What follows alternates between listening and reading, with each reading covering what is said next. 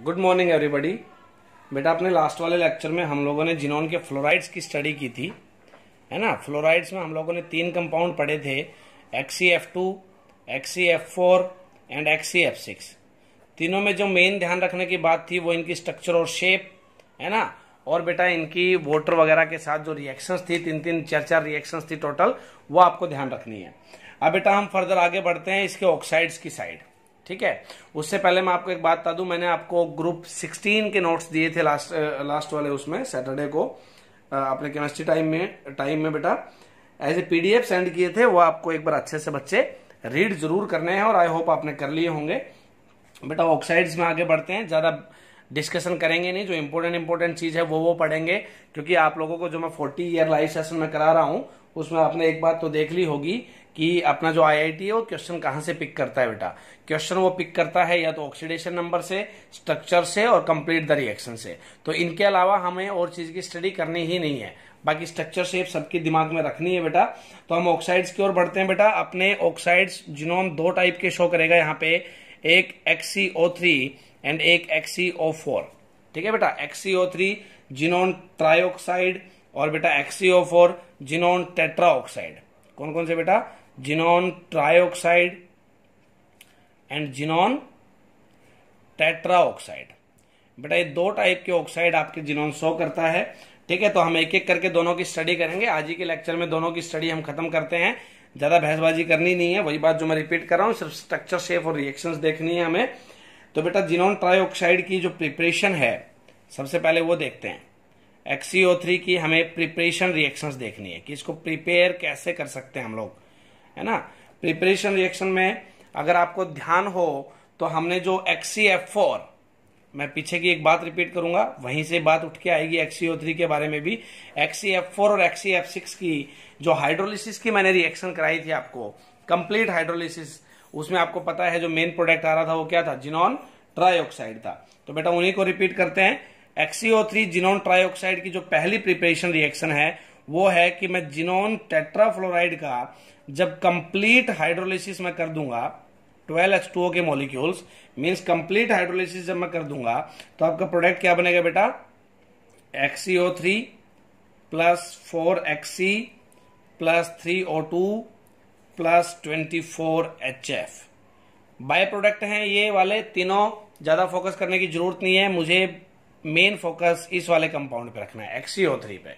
तो बेटा xenon tetrafluoride का जब कंप्लीट हाइड्रोलिसिस किया तो मेरे पास प्रोडक्ट क्या आया?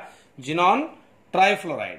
उसके बाद बेटा अगर मैं xenon hexafluoride that is XeF6, इसका अगर मैं कंप्लीट हाइड्रोलिसिस करता हूं तो यहां पे आप देखोगे आपको प्रोडक्ट क्या मिल रहा है? XeO3 plus 6HF। यहां पे भी प्रोडक्ट क्या है मेरा? Xenon trioxide. तो आप बोलोगे जब जिनोन ट्राइऑक्साइड की प्रिपरेशन का जहां पे भी जिक्र आए, आप बोलोगे बेटा जिनोन टेट्राफ्लोराइड और जिनोन हेक्साफ्लोराइड दोनों का कंप्लीट हाइड्रोलिसिस हमें कौन सा प्रोडक्ट प्रोवाइड करेगा बेटा? जिनोन ट्राइऑक्साइड यहां पे हमें मिलेगा, ठीक है बेटा। आगे बढ़ते हैं कि जो जिनोन ट्राइऑक्साइड है आपका, इसकी शेप क्या होगी और इसकी स्ट्रक्चर क्या होगी। तो बेटा जिनोन ट्राइऑक्साइड की अगर मैं बात करूं तो सबसे पहले मैं आपको इसकी स्ट्रक्चर बना के दिखाता हूं कि इसकी स्ट्रक्चर बनेगी कैसे। जिनोन के पास यहां पे एक लोन पेयर रहेगा और 3 ऑक्सीजन यहां से यूं डबल बॉन्डेड रहेंगे, ठीक है बेटा। अब बात अगर इसकी हम लोग स्ट्रक्चर ज्योमेट्री की करें, ज्योमेट्री की अगर हम लोग बात करते हैं बेटा, तो ज्योमेट्री में आपको मैं एक बात कई बार बता चुका हूं कि lone pair plus bond pair दोनों को यहां पे काउंट करना है। तो काउंट कीजिए बेटा कितने हैं? 1 2 3 4, है ना। बॉन्ड में सिर्फ सिग्मा बॉन्ड्स को काउंट किया जाता है, बार बार बात रिपीट हो रही है, भूलना नहीं है बच्चे। 1 2 3 यहां पे सिग्मा बॉन्ड है, एक लोन पेयर है, मतलब टोटल आपके पास 4 इलेक्ट्रॉन पेयर बन रहे हैं भाई। 4 इलेक्ट्रॉन पेयर के लिए हाइब्रिडाइजेशन क्या होती है बेटा? sp3। और हाइब्रिडाइजेशन अगर sp3 है तो यहां पे ज्योमेट्री क्या होगी भाई? टेट्राहेड्रल, ठीक है। ज्योमेट्री यहां पे क्या बन गई आपकी? टेट्राहेड्रल ज्योमेट्री बन गई। और अगर मैं शेप की बात करूं तो शेप आपकी कैसी है यहाँ पे बेटा? लोन पेयर को आप भूल जाना है। शेप की बात करते हैं तो शेप आपकी trigonal bipyramidal, trigonal bipyramidal आपकी शेप है और ज्योमेट्री है आपकी टेट्राहेड्रल। ज्योमेट्री और शेप को जिनोन के हर एक कंपाउंड के दिमाग में फिट कर ले, बोर्ड में 1 नंबर के आने की पूरी गुंजाइश है भाई, है ना। और यहाँ पे अगर मैं ओवरलैपिंग की बात करूं तो बेटा आपके जो इस वाले स्ट्रक्चर में आप देख रहे हो कि 1 लोन पेयर है और 3 आपके ऑक्सीजन डबल बॉन्डेड जिनोन है। 3 आपके कौन से बॉन्ड हैं? Xenon double bonded with oxygen. और यहाँ पे बेटा जो ओवरलैपिंग है वो है पी पाई डी पाई, है ना, पी पाई डी पाई ओवरलैपिंग है। ध्यान देना कौन सी ओवरलैपिंग है? पी पाई डी पाई ओवरलैपिंग है। सर पी पाई डी पाई ओवरलैपिंग क्या होती है? मैंने 11th में आपको back bonding, P pi overlapping and P pi D pi overlapping को अच्छे से समझाया हुआ है बेटा, अपने 11th के नोट्स को उठा के देख लेना, ठीक है ना भाई। तो जिनोन ट्राइऑक्साइड की अगर मैं एक बार फिर से हल्का सा रिकैप करें तो आपकी प्रिपरेशन रिएक्शंस में 2 रिएक्शन बच्चे, दोनों आपकी जिनोन टेट्राफ्लोराइड और जिनोन हेक्साफ्लोराइड का कंप्लीट हाइड्रोलिसिस, उसके बाद इसकी ज्योमेट्री और शेप, ओवरलैपिंग पी पाई डी पाई बेटा। अब बात करते हैं इसकी प्रॉपर्टीज की कि जो आपका जिनोन ट्राइऑक्साइड है इसकी प्रॉपर्टीज कैसी होती हैं बेटा। ये एक कलरलेस सॉलिड होता है, पहली बात, it is a colourless solid, है ना, and highly explosive and powerful oxidizing agent. Highly explosive, इस टाइप की प्रॉपर्टीज कहां काम आती है बेटा? अपने जो प्रीवियस ईयर हम लोग कर रहे हैं, आपको पता है फॉस्फोरस की, नाइट्रोजन डाइऑक्साइड की कई प्रॉपर्टीज हमारे सामने आ चुकी हैं। HNO3 का एक क्वेश्चन जो 2 बार रिपीट हुआ था, आई होप 1987 था या 1997 था, मुझे एग्जैक्ट ध्यान नहीं है, बट मैंने आपको क्लास में कराया था, अगर आपको ध्यान हो तो, एक 2006 में वो रिपीट हुआ था, ठीक है। HNO3 की प्रॉपर्टीज के ऊपर क्वेश्चन 2 बार रिपीट हो चुका है, जो कि नाइट्रोजन डाइऑक्साइड का कलर वाला क्वेश्चन था, है ना। वैसे ही यहाँ पे जो कंपाउंड है, जो भी उनकी प्रॉपर्टीज ऐसे आपको ध्यान में रखनी है ताकि जब ऑब्जेक्टिव क्वेश्चन में बनके आपके वो सामने आए तो आप इजीली टिक कर सको। तो बेटा ये क्या है? कलरलेस सॉलिड है ना, हाईली एक्सप्लोजिव है, और बेटा जो तीसरी इसकी प्रॉपर्टी है वो क्या है? तीसरी प्रॉपर्टी है इसकी बेटा, ये पावरफुल ऑक्सीडाइजिंग एजेंट है। क्या है बेटा? क्या थी बेटा तीसरी property? It is a powerful oxidizing agent. मैं लिख दे रहा हूं यहां पे, पावरफुल ऑक्सीडाइजिंग एजेंट, ठीक है ना। अपने को फिर वही बात मैं XCO3 की टोटल रिपीट करता हूं, 3 प्रॉपर्टीज दिमाग में फिट कर ले, colourless solid, highly explosive, powerful oxidizing agent, 2 reaction दिमाग में सेट कर लें, और बाकी इसकी ज्योमेट्री और शेप को ध्यान में रखें, बाकी कुछ भी आपको इसके बारे में याद नहीं रखना है, ठीक है भाई। अब हम बात करते हैं बेटा XCO4 की, that is xenon tetra oxide, है ना भाई। क्या है? जिनोन टेट्रा ऑक्साइड बच्चे। और जिनोन टेट्रा ऑक्साइड जो प्रिपेयर होता है वो प्रिपेयर होता है बेटा सोडियम और बेरियम जिनेट से। देखो क्या होते हैं सोडियम बेरियम जिनेट? Na4HCO6, इसको बोलते हैं सोडियम जिनेट, है ना। नाम वाली जो थोड़ी बहुत समस्या रहती है, मैं आपको लाइव सेशन में बोलता हूं कि नाम और फॉर्मूलाज बेटा थोड़े बहुत आपको याद रखने पड़ेंगे। सोडियम जिनेट, है ना, सोडियम जिनोन है तो जिनेट, ठीक है। इसको रिएक्ट कराओ आप H2SO4 के साथ। किसके साथ रिएक्ट कराओ? H2SO4 के साथ आप इसको रिएक्ट कराओ। आपका जो यहां पे प्रोडक्ट मिलेगा वो क्या होगा? XCO4, है ना। XCO4 मेन प्रोडक्ट आपका रहेगा, बाय प्रोडक्ट आपको यहां पे याद रखने की कोई जरूरत नहीं है, ठीक है ना। आप सिर्फ मेन प्रोडक्ट याद रखें। सोडियम जिनेट को H2SO4 के साथ रिएक्ट कराया, मुझे XCO4 मिला। बेटा बेरियम जिनेट को अगर मैं यहां पे रिएक्ट कराऊंगा, बेरियम जिनेट को भी अगर मैं H2SO4 के साथ यहां पे रिएक्ट कराता हूं तो भी मुझे जो प्रोडक्ट मिलेगा, मेन प्रोडक्ट जो मिलेगा वो क्या होगा? XCO4, ठीक है भाई।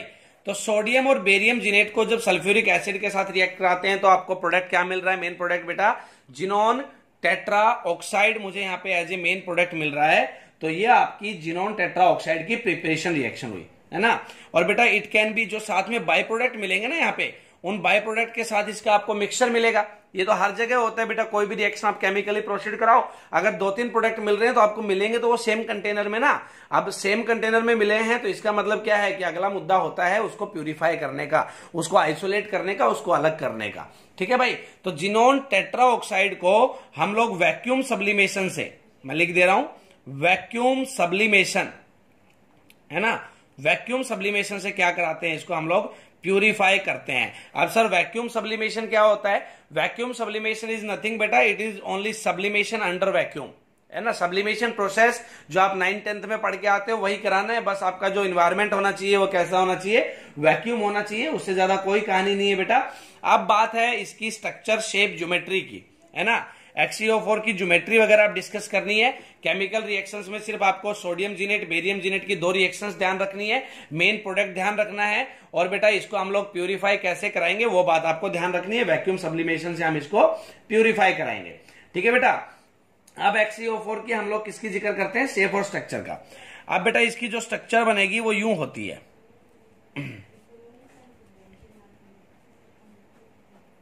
ठीक है।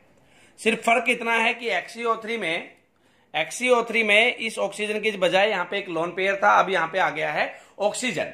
अब ऑक्सीजन आ गया है तो वही आपका जब टोटल हाइब्रिडाइजेशन देखूंगा तो sp3 बन रही है। sp3 हाइब्रिडाइजेशन के अकॉर्डिंग यहां पे जो ज्योमेट्री बनेगी वो क्या है, टेट्राहेड्रल। टोटल इलेक्ट्रॉन पेयर गिनने होते हैं ज्योमेट्री में, बॉन्ड और लोन दोनों, है ना भाई। टेट्राहेड्रल बनी, लेकिन यहां पे तो लोन पेयर है ही नहीं बेटा, उतने ही बॉन्ड पेयर, उतने ही बॉन्ड पेयर ज्योमेट्री में काउंट हो रहे हैं इलेक्ट्रॉन पेयर बेटा, और उतने ही इलेक्ट्रॉन पेयर मेरे यहाँ किस में काउंट हो रहे हैं, शेप में। तो यहाँ पे जब इसकी ज्योमेट्री टेट्राहेड्रल है तो शेप भी क्या होगी, टेट्राहेड्रल। इसकी ज्योमेट्री और शेप दोनों क्या होती है, टेट्राहेड्रल होती है। वजह क्या है दोनों टेट्राहेड्रल होने की, क्योंकि बच्चे इसके पास लोन पेयर नहीं है, ध्यान रखना, इसके पास क्या नहीं है, लोन पेयर नहीं है, ठीक है बेटा। ये इसकी ज्योमेट्री और शेप थी, मैं इधर लिख दे रहा हूं, ये ज्योमेट्री है और बच्चे ये शेप है, ठीक है। अगली बात करते हैं इसकी प्रॉपर्टीज की, ठीक है भाई। प्रॉपर्टीज की क्या बात करनी है हमें इसकी, बेटा it is quite unstable gas. पहली प्रॉपर्टी यही कि ये एक अनस्टेबल गैस होती है, ध्यान रखना क्या है, ये एक अनस्टेबल गैस है। अब तक जो आया था XeO3 बेटा वो सॉलिड था, तो ये अनस्टेबल गैस होती है। और जब इसको डिकम्पोज करते हैं, XeO4 को जब डिकम्पोज करेंगे बेटा तो ये जिनोन में और ऑक्सीजन में इजिली डिकम्पोज हो जाता है, ध्यान देना। डिकम्पोज किया तो जिनोन और ऑक्सीजन में ये इजिली डिकम्पोज हो जाता है बेटा, ठीक है। तो ये टोटल आपके पास जिनोन के ऑक्साइड्स थे, xenon trioxide and xenon trioxide and बेटा जिनोन टेट्राऑक्साइड, ठीक है। उसके बाद जो हमारा नेक्स्ट लेक्चर रहेगा बेटा वो जिनोन ऑक्सीफ्लोराइड्स के ऊपर बनेगा, छोटा सा लेक्चर बनेगा, वो भी 10-12 मिनट का ही। उसके बाद मैं ग्रुप 16 में एंट्री करूंगा, है ना। ग्रुप 16 में एंट्री करने से पहले मैं आपसे रिक्वेस्ट कर रहा हूं, जो मैंने नोट्स आपको प्रोवाइड किए हैं उनको प्लीज एक बार रीड कर लें, क्योंकि ग्रुप 16 में मैं सिर्फ कोशिश करूंगा कि जो वर्ड्स मुझे लगेगा कि आपके सामने डाउट बन के आए होंगे, सिर्फ उनके ऊपर लेक्चर बनाने की कोशिश करूंगा बेटा। तब तक प्लीज आप उनको पढ़ के बैठे रहना, है ना। मैं सिर्फ इंपॉर्टेंट पॉइंट्स पिक करूंगा आपके ग्रुप 16 में, ताकि ज्यादा लंबा चौड़ी भी कहानी ना बने, आप भी ज्यादा बोर ना हो, है ना। ज्यादा लंबा लेक्चर बनेगा तो आप भी बोर हो जाते हो, तो बेटा आप उसको एक बार पहले ही रीड कर लेना, ताकि हमारे लिए आगे पढ़ना उसको हो जाए आसान, ठीक है बेटा। तो ग्रुप 16 आप रीड करेंगे, और आई होप आपने कर लिया होगा, नहीं किया है तो अभी भी कर लेना, हमारे पास टाइम है। अभी एक लेक्चर आपको ऑक्सीफ्लोराइड्स के ऊपर भी मिलेगा, और साथ में जो लाइव सेशन में क्वेश्चन चल रहे हैं बेटा वो एज इट इज कंटिन्यू रहेंगे, ठीक है। और तब तक आप जिनोन ऑक्साइड्स की एक बार स्टडी कर लें बेटा। Thank you.